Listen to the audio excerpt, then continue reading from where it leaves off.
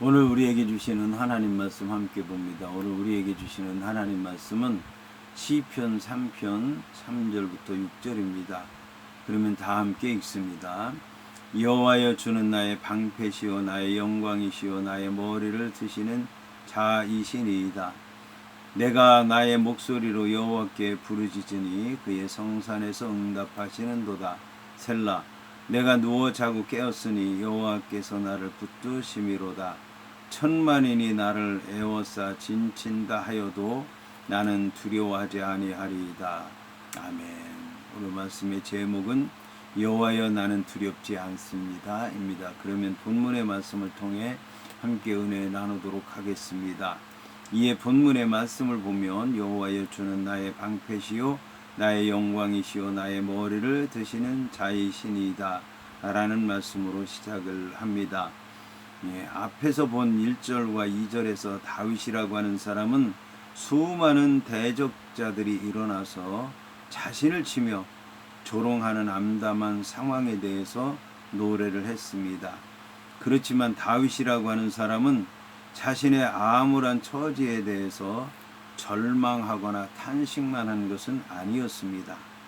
다윗이라고 하는 사람은 현실을 정확하게 바라보는 현실적인 안목만 있었던 것이 아니라 현실 너머에 있는 여호와 하나님의 도우심을 바라보는 신앙적인 안목도 있었던 것입니다. 이러한 신앙적인 안목을 가진 다윗이라고 하는 사람은 3절부터 6절까지에서 역경 중에도 흔들리지 않고 확신 가운데서 신앙 고백을 하는 내용을 말씀하고 있습니다.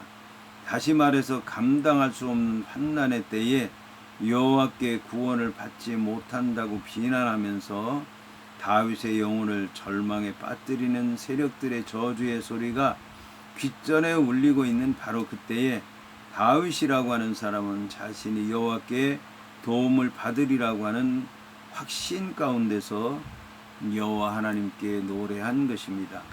이처럼 절망할 수밖에 없는 상황에서도 절망감에 사로잡히기보다는 여호와 하나님에 대한 원망의 한숨을 짓기보다는 오히려 여호와 하나님이 자기를 도우실 것이라고 하는 확신을 갖고 위기를 극복해 나가기 위해서 여호와 하나님께 찬양하는 다윗의 위대한 믿음을 발견할 수가 있는 것입니다.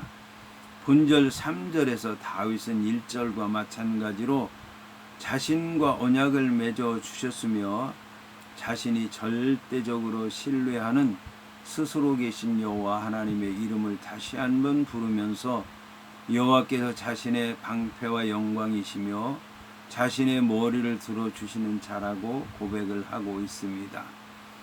본절과 관련해서 한글 개역 개정 성경에는 여호와라고 하는 그런 호칭 앞에 그러나에 해당하는 왜라고 하는 전치사가 빠져 있습니다. 여기서 왜라고 하는 전치사가 필요한데 그것은 왜라고 하는 전치사가 그러나 라고 하는 뜻을 갖고 있기 때문입니다. 그래서 이제 이 시편 3편 3절의 말씀을 그러나를 넣어서 읽게 되면 그러나 여호와여, 주는 나의 방패시요 나의 영광이시요 나의 머리를 드시는 자이시니이다 라고 읽게 되면 뜻이 좀 더 분명해지고 시가 박진감이 있게 되며 다윗이라고 하는 사람의 믿음이 얼마나 위대한가 더욱더 돋보일 수 있다라고 하는 것을 알 수가 있습니다. 이처럼 그러나라고 하는 말은 기도의 노래에서 흔히 시인이 절박감에서 벗어나서 여호와 하나님에 대한 신뢰를 표현할 때 사용하는 단어입니다. 이러한 여호와 하나님을 향한 신뢰는 철저하게 하나님을 바라봄으로써 생겨나는 것이고 결코 인간을 의지하는 데서 생겨나는 것은 아니라는 것을 알아야 될 것입니다. 그래서 다윗은 여호와여 라고 부르짖었던 것입니다. 다윗은 자신의 대적자들에게서 여호와께로 눈을 돌리게 된 것입니다. 만일 다윗이 자신의 대적자들만 바라보았다면 다윗의 믿음은 산산조각났을 것입니다. 그러나 다윗은 자신을 대적하는 원수들을 바라보는 대신 다윗을 구원하신 여호와 하나님을 바라본 것입니다. 그런데 여기서 방패라고 하는 말은 여호와 하나님이 함께 하시는 여호와 하나님의 임재를 강조하는 말입니다.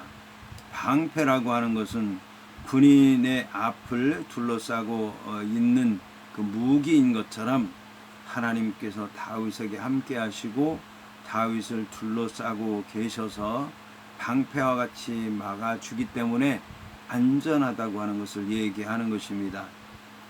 그래서 어떤 사람은 보다 구체적으로 방패는 단지 한쪽만을 막아주지만 여호와는 모든 쪽을 사면을 다 막아주신다라고 그렇게 본문을 해석하기도 했습니다.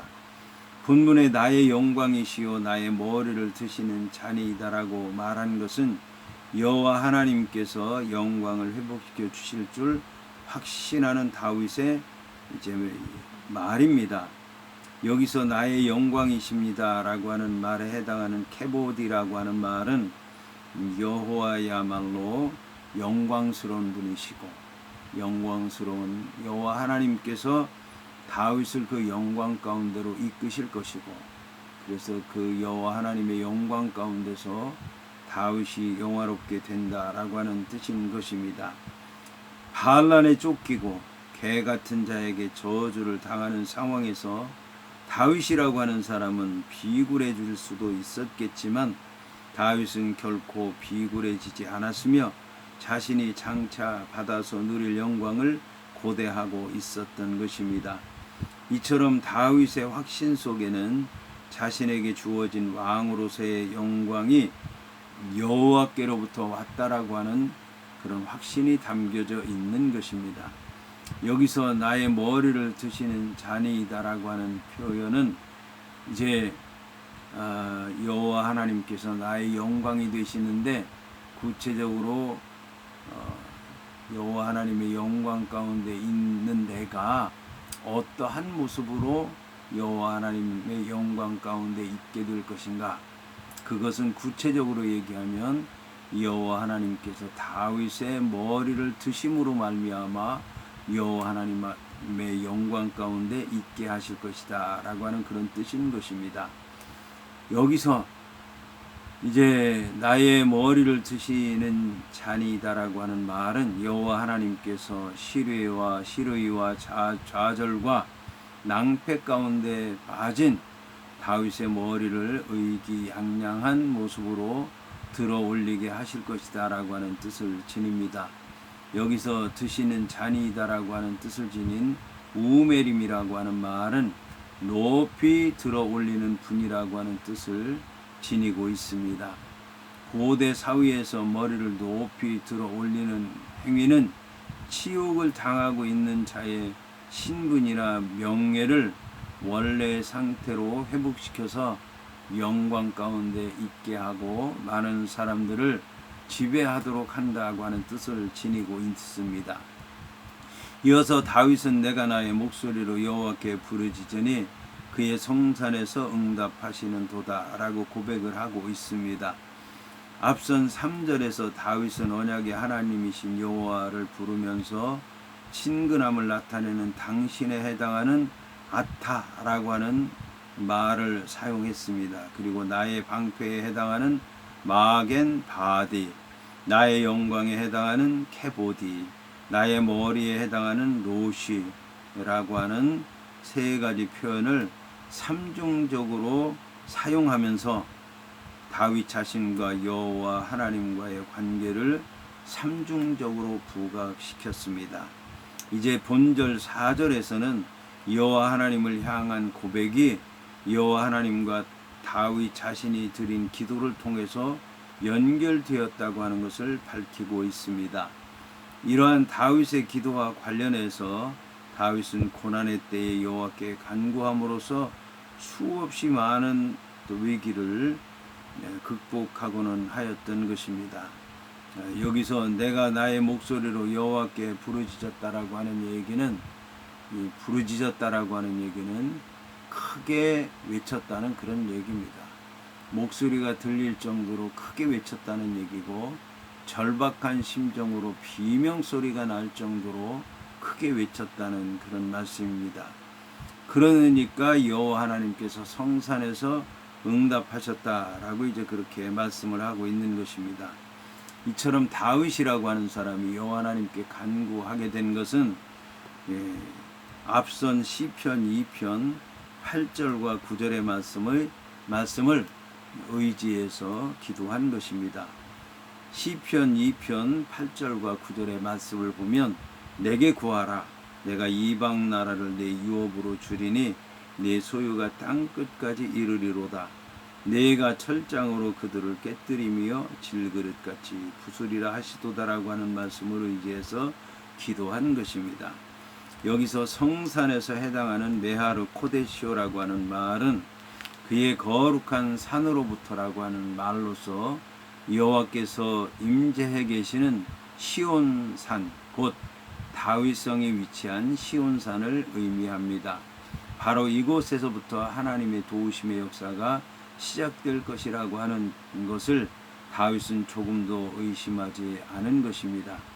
이것은 시편 2편 6절을 보면 내 거룩한 산이라고 하는 말이 나오는데, 내 거룩한 2절 6절에 내 거룩한 산이나 그의 거룩한 산이라고 하는 말은 똑같은 의미입니다. 그 거룩한 산은 다윗이 여호와의 언약의 상징인 언약궤가 있는 다윗성, 곧 예루살렘 성을 가리킵니다. 그리고 여기서 더 나아가서 이 거룩한 산은 예루살렘에서도 언덕을 이루고 있는 산으로서 이후에 여호와께서 함께 하시는 여호와의 임재의 상징인 성전이 세워질 시온산을 가리킨다고 할 수 있는 것입니다. 여호와께서 그 산에서 응답하신다고 하는 사실은 다윗이 자신을 하나님께서 다스리시는 신정왕국 이스라엘 왕으로 세우시면서 주신 거룩한 언약을 기억해서 자신에게 다시 왕의 자리를 되찾아 주시리라고 하는 다윗의 확신과 연결되어 있습니다. 그러므로 예루살렘을 연상시키는 성산이라고 하는 표현을 사용한 것은 다윗이 압살롬의 반역으로 예루살렘으로 다시 돌아올 것을 강하게 기원하고 믿고 있다고 하는 것을 얘기해 주는 것입니다. 여기서 시편 2편 1절부터 6절까지의 말씀을 기억해야 되겠습니다.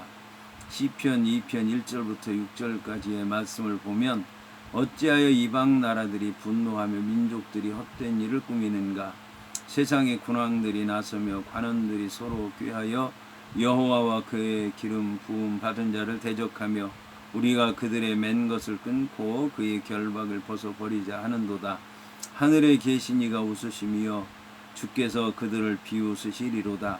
그때에 부은을 바라며 진노하사 그들을 놀라게 하여 이르시기를 내가 나의 왕을 내 거룩한 산 시온에 세웠다 하시리로다 라고 말씀하고 있는 것입니다. 여기에 보게 되면 여호와께서 거룩한 산 시온에 여호와의 왕을 세웠다고 말씀하고 있는데, 이 왕은 성산 거룩한 산을 향해서 여호와께 부르짖어 기도하는 왕이라고 하는 것을 말씀하고 있는 것입니다. 여기서 이제 놀라운 것은 다윗이라고 하는 사람이 이 거룩한 산 성산 시온산에 가서 예루살렘 성에 가서 직접 기도한 것이 아니라 예루살렘 성에서 쫓겨나고 시온산에 가지 못하고 거룩한 성전에서 떠나 있었지만, 그러나 그 산을 향해서 성을 향해서 성전에 있는 곳을 향해서 믿음으로 부르짖었는데 하나님께서 응답하셨다라고 하는 것입니다.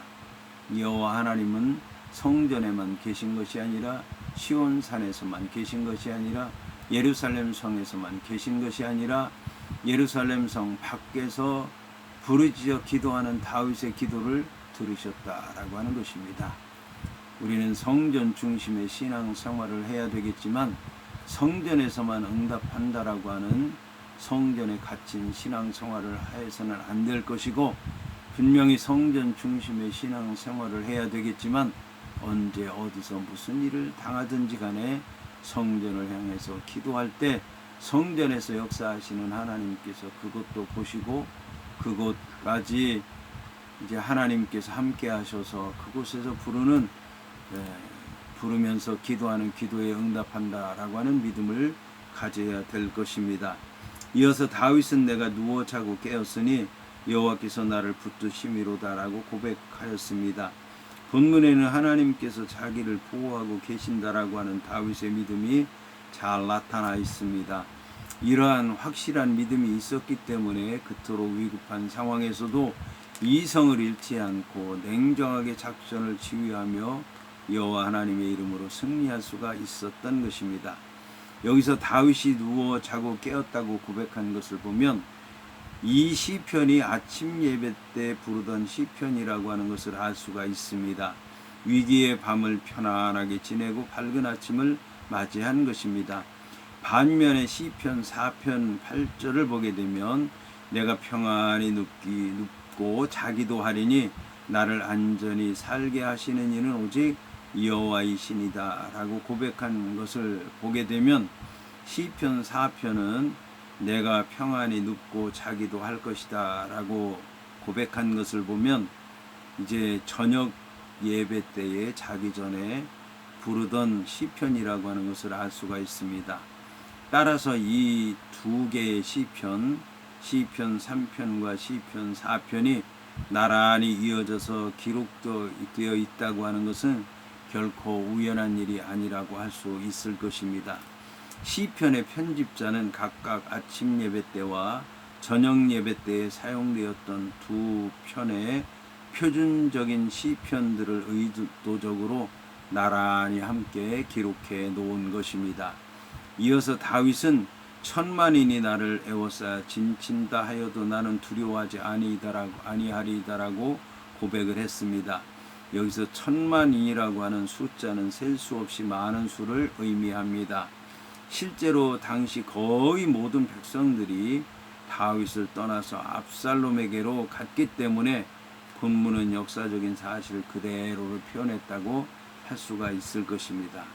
여기서 애워싸 진친다라고 하는 말은 본래 놓는다라고 하는 뜻이지만 본문에서는 포위한다라고 하는 군사적인 개념으로 사용이 됐습니다. 따라서 다윗을 둘러싼 천만인의 사람은 단순한 사람들이 아니라 다윗만이 아니라 다윗과 함께한 모든 사람을 치려고 한 군대였다고 하는 것을 알 수가 있습니다. 그런데 이 사람들은 다윗만 쳐서 무너뜨리면 모든 문제가 해결된다고 생각을 한 것 같습니다. 따라서 다윗의 기도는 다윗 한 사람만을 위한 기도가 아니라 다윗을 따르는 모든 사람들을 위한 기도였다라고 하는 것을 알 수가 있습니다. 이것은 다윗이 맨 끝절 8절에 구원은 여호와께 있사오니 주의 복을 주의 백성에게 내리소서라고 한 것을 보아서 알 수가 있습니다. 이처럼 수많은 사람들에게 다윗이 둘러싸이는 상황 중에서도 두려워하지 않게 된 것은 3절에 이미 표현된 것처럼 여호와 하나님께서 함께 한다라고 하는 것을 믿었기 때문입니다.